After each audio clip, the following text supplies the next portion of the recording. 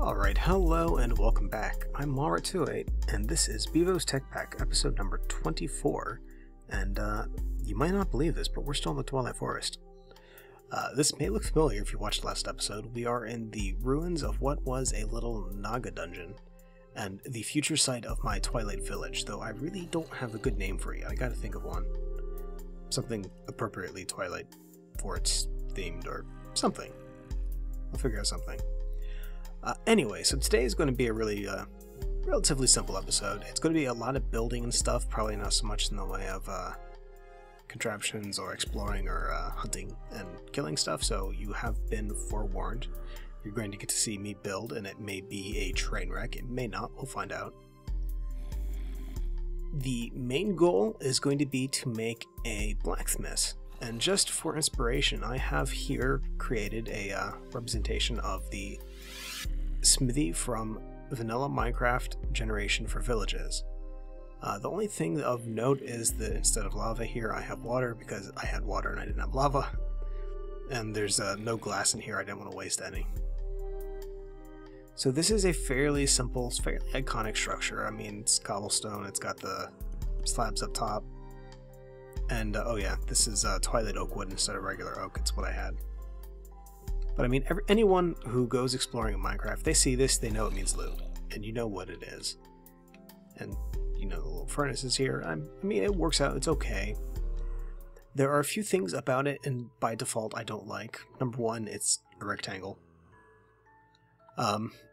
It's a rectangle. The lava, I guess, is okay, though it doesn't make much sense to me, to be honest, because they're not using it as fuel, so it's just purely a decorative thing. And since they have the lava, they have all the stone around it, so the immediate area doesn't catch fire.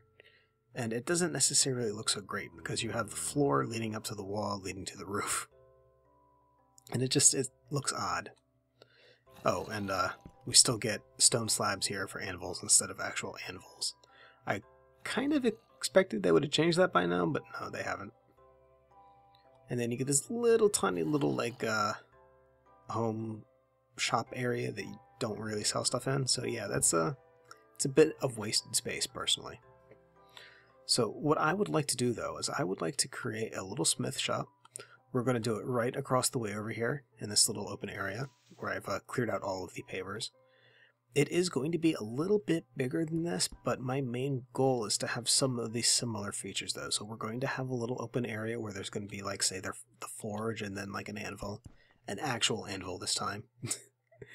And we'll have a shop attached to it, though the shop is definitely going to be a little bit bigger than this and probably a little bit more accessible to the public. Anyway, so while getting started on this, I need to actually go check something out real quick, and when it's time to start laying blocks to dirt, we'll go ahead and join back up.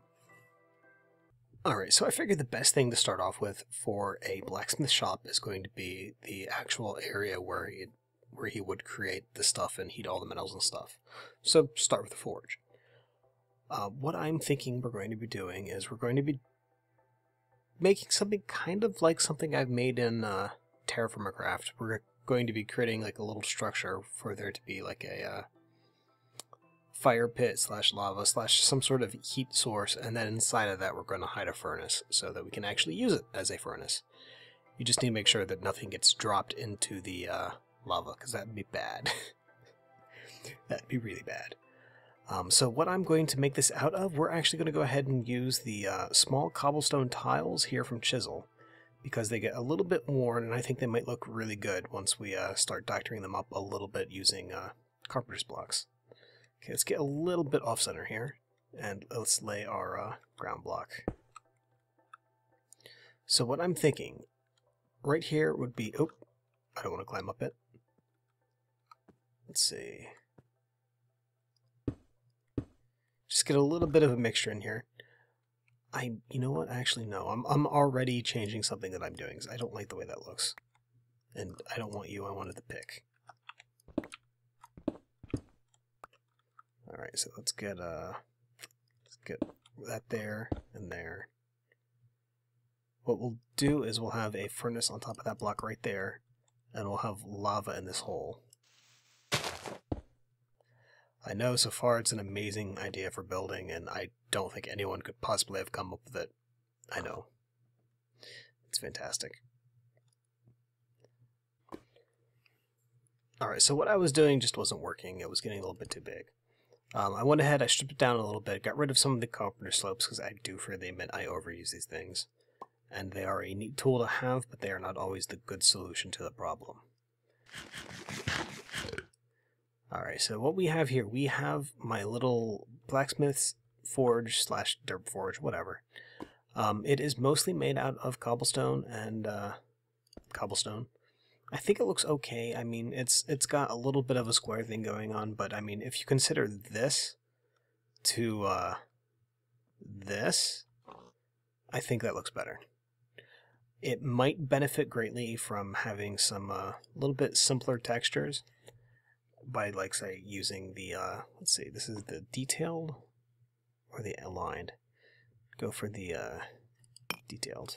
I mean, like, say, this kind of brick might look better, but I kind of like the worn nature of the actual tile ones, because I think it looks a little bit better there. This is an area that's seen use. It's not going to be in great repair because it's continually being banged up and yeah. That kind of fits together.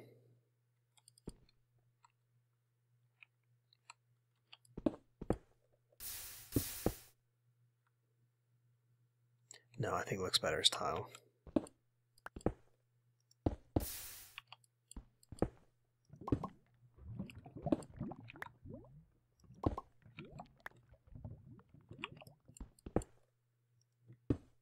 Alright, so that's okay for now.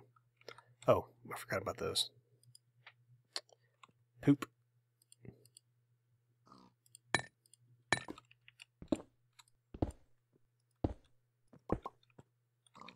Alright, so that's okay. I kind of like the way that turned out, and I think that will work actually quite well. The only thing that I think that would be really good to have to this would be some sort of, like, say, a water barrel near here, even. I think there's some from Pam's, but I don't think you can actually see the water in them. Oh, I take it back. Alright, I'll worry about that a little bit later. Alright, so we have our furnace forge area right here. That's all good. We want to go ahead and get our anvil put down, and we'll go ahead and put it down right here. Alright, so it's just really quick from here. You can go right on over, you work the anvil. Nice, good little area. To this, we're definitely going to get the water barrel next to it. And I guess a place to hang some tools would probably be good. We could probably just, like, do it, like, right here. Though that, something tells me that might actually be a bad idea. Let's not worry so much about that at the moment, though. Let's actually get some walls and stuff put up. So we have this as the tiles. So for the walls, we're definitely going to want to use something a little bit different. I think, yeah, go ahead and use this. Now, what I'm planning on doing is, even though I'm putting up walls right here, I'm actually not going to have walls covering the entire section of this. It's going to be kind of open air, but it's going to have enough space so that we can make it look like it's a little, kind of like an atom or something. I gotta stop doing that. I keep damaging the anvil. Alright, so that's okay.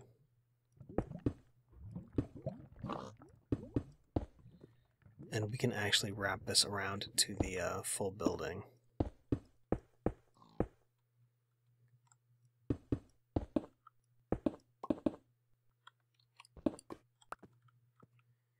Alright, and we are also going to be cutting this off by stone down here because we do not want to have a wood structure next to a lava pit. That'd be bad.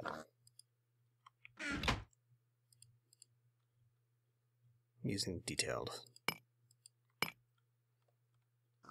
Alright, so we have that here. That's good.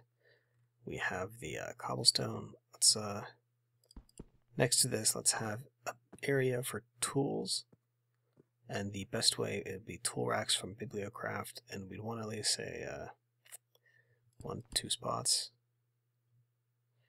Maybe some tables for display, so let's do so.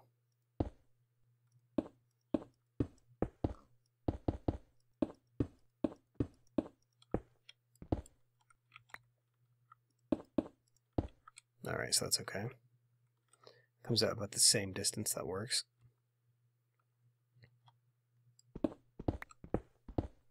Tell you what, let's not have a wall here.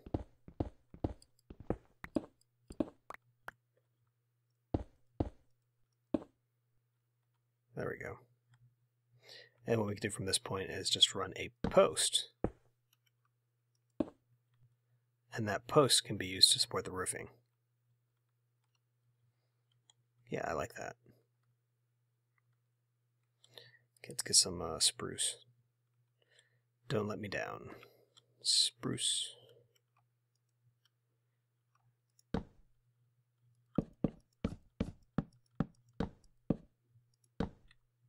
Alright. So we got a little crossbeam there. On top of that, the actual roof is going to be resting. And we'll go ahead and drag this over like so.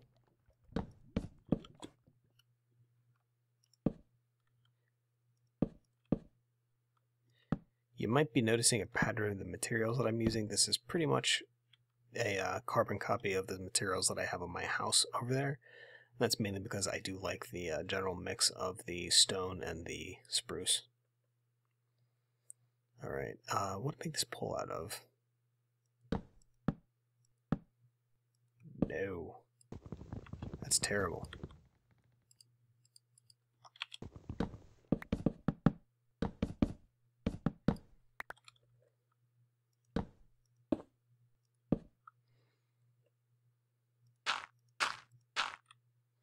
We'll do that for now. Alright, so we have a little area here, that's good. We probably want to have a doorway here leading into the actual shop for the smith to use. So that's good. And out the front here, we are going to have like a little entryway. Perfect. Perfection. This probably could use to be a little bit beefy, but I think I could change that using a hammer.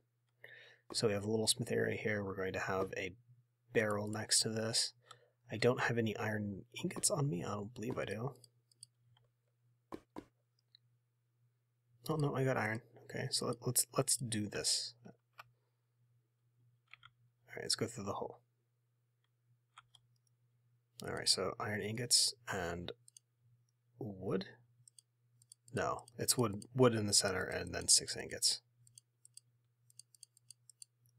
Alright, so we'll do that.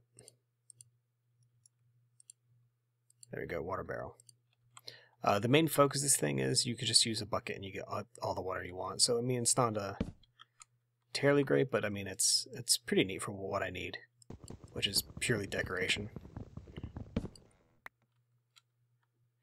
Do we want on the right or do we want on the left?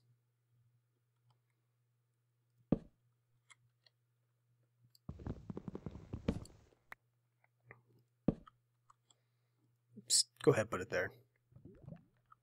Alright, so we have that. Let's see, this floor's gotta go. This isn't good.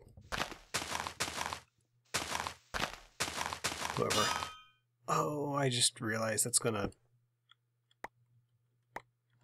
drop the anvil. Alright, so as a quick update, this outside area is going pretty good still. I mean, I've not really touched anything. We just have the dirt floor here. This is from Chisel, which is also very nice.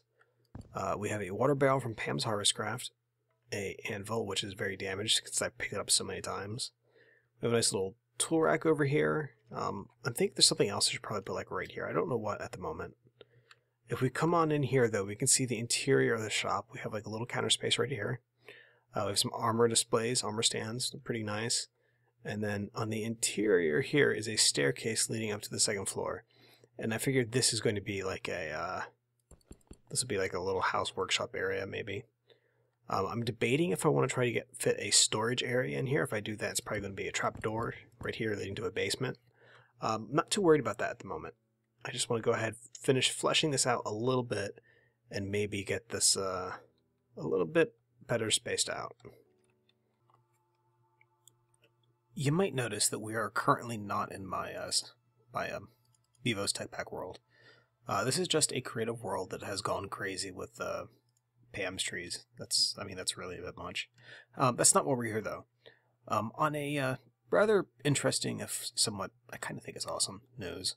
About 3 weeks ago, Chicken Bones, the author of EnderStorage, Chicken Chunks, Not Enough Items, some really popular mods, and oh yeah, Forge Multipart, has released his mods as open source under the MIT license, which is fantastic. I have to say that it's also somewhat brave. I know there are a lot of people who are apprehensive to using or making their stuff open source, fear of losing control. But what this does is, if Chicken Bones ever decides to stop doing Minecraft, or if he decides, or if something happens and he just can't update stuff anymore, it will allow other people to continue the mods forward and hopefully make sure that they remain something that everybody can be able to use. And it's just awesome, and I really do appreciate that he has taken the step to ensure that his mods stay, whether he does or not. Anyway, so I've actually done something I think is really neat. EnderStorage as a mod is something that is heavily dependent upon color. And for most people, it's not an issue. It's not an issue for me. I'm not colorblind or anything. I do, however, know people that are colorblind, and I understand that sometimes these things can be less than clear as to what the heck is going on.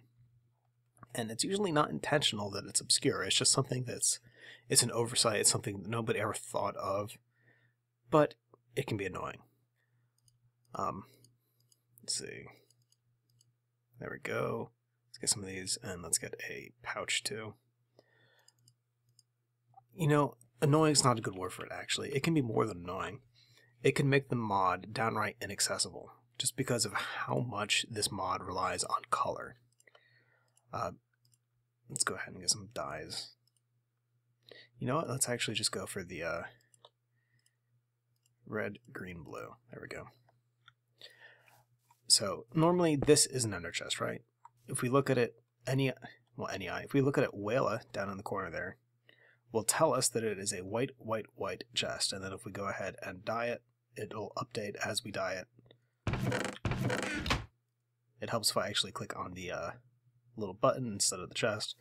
But we look at it, we see that it is a red, green, blue ender chest. That's useful. The only issue to this is that if we were to pick this up in our inventory, that is red, green, blue. Still, you can barely see the little dye on the top of the chest. So you can still see it that way, kind of. And when you hold it in your hand, you can see it. But there's no actual text telling you what it is. If you mouse over it, the only thing we're getting is the EnderStorage Ender Chest, which I can actually get rid of. There we go. So there's nothing there that's actually telling you what it is beyond the color cues. And if you are colorblind, that can be a really bad problem. This also comes into play with the ender pouches, because it just has the colors on there. It's kind of faint, and I'll even admit myself, the icon for this, for the red, is kind of hard to see, and when you're holding it in your hand, that may as well be a variant of the color for the leather. That's fairly close. And it's not so good for the feedback on this stuff. I mean, the only real feedback you get is if you were to say lock a chest like so, and then see, right now this one's actually not linking to that chest anymore. Let's go ahead and do this. So it'll tell me that it's my pouch now, but it doesn't tell me what the pouch is. I've actually done something about that. So what we're going to do, we're going to go ahead and change a config setting real quick. So as an example of what I'm talking about here, let's go ahead and open up our inventory. And if we go ahead and mouse over the ender chest, it actually tells you that it is a red, green, blue. And we can see that these are white, white, white. My tank is also white, white, white. And this pouch is linked to me as well as being a red, green, blue chest. And the way that this is working is basically every time that you update the color on a chest, let's dye that, let's pick that up, it will actually tell you, it'll update itself, and it knows that, hey, this is a white, red, white chest, and it just adds that to the description of the item. And it's fairly easy to do, and it was I probably shouldn't say this. It probably took me longer to make than it should have, but I gotta be honest, I'm still, I'm a dabbler with Java at best. But this is still, it's a pretty fun thing that I went ahead and I put together, and I think it can actually be really useful. As of right now, I have a pull request in on EnderStorage, which hopefully means that this will get added, and if it doesn't, it'll at least let Chicken Bones know that there's a desire for something like this to be able to more easily tell the colors of the Ender stuff, at least from a compatibility slash, what's the word I'm looking for? It's accessibility. It makes it more accessible to those who would otherwise have issues. I mean, this is extremely color heavy of a mod, and it does put you at a very large disadvantage if you have trouble distinguishing colors apart. Anyway, so this is just something really neat I was able to get together. I'm going to go ahead and put a link down in the description of this video if you want to go ahead and download a copy to check it out. Currently, this supports localization for English, German, and I might have compiled the version with Russian by the time this comes out. I may not have. But the link I'm going to be putting will have a, it'll be to the GitHub page where I have all the releases out. Assuming this actually does get put through as a pull request, it might be a little bit. But when that happens, I'll go ahead and I'll leave a note on the release page where I have it to actually just get the regular version. This takes Code Chicken Core, I believe, 1029 or newer. I've not tested newer, but the functions that it's using should not have changed. Anyway, let's go ahead and go back to the Twilight Forest and get back to building. And welcome back to Twilight. Okay, let's go ahead and head over to the village again. So I've been working on this for a little bit. I have most of the structure for the little smith shop kind of done. I want to say I'm happy with the way it's turned out. I, however, think that I'm going to be messing with it every now and then just to try to change things, and I'm going the wrong way again. You think the big beacon in the distance saying village location would give it away, but no. Anyway, I'm okay with the way it's turned out, I should say. I like it a lot better than what a vanilla smithy looks like, but this does trade being a rectangular cubic shape for being a larger rectangular cubic shape, so I do need to work upon that. Hello, Orange Ram. Alright. That said, though, I really do like it. More so than the vanilla option. It also took all of my wheat, so I need to save up before I can build anything else if I want to do a thatched type roof. Let's see, we're almost there. What I've done is I have this, the building is going to be divided into, you know what, you can see it coming in the distance. The building itself is divided into two basic sections. Well, that's not actually, it's three sections. There's an outdoor work area. What am I getting stuck on? There's an outdoor work area. There is the interior shop area, and then there's like a room up top here. First of all, here's the vanilla option again. Simple. That should be lava, not water. And a little tiny area here. Here is the smithy for my village. We've got the outdoor workshop. We have a little bit of stone here to separate the hay bales from the fire stuff. We got an anvil, a little water barrel. Underneath the lava here is a hidden furnace so that we can go ahead and cook stuff up inside of the forge area. We have a tool rack and stuff and a crafting table. It's pretty neat. If we come inside here, this is going to be like the little shop area, so we have some like swords and tools on display. At a later point, I'll come through here and put some armor on these armor stands. Perhaps replace some of them with some sword stands. They're pretty neat stuff. If we come around the corner here, we can go upstairs, and this is just a little room that could be used for like a bedroom or whatever. It's pretty good. Well, I tell you what, what I said earlier, I'm kind of happy with the way it turned out. It's a little jinky, but you know what? I'll take it. I'll keep practicing. I'll get better, hopefully.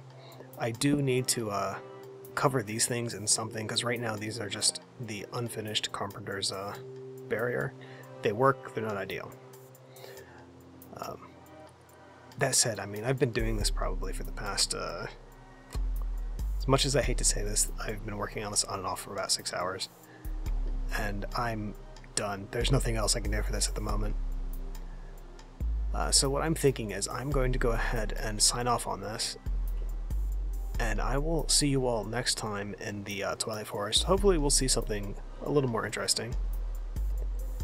Until then, I want to thank you for watching this episode of Bevo's Tech Pack. If you have any questions or comments, please leave a message below. And as always, have a good day.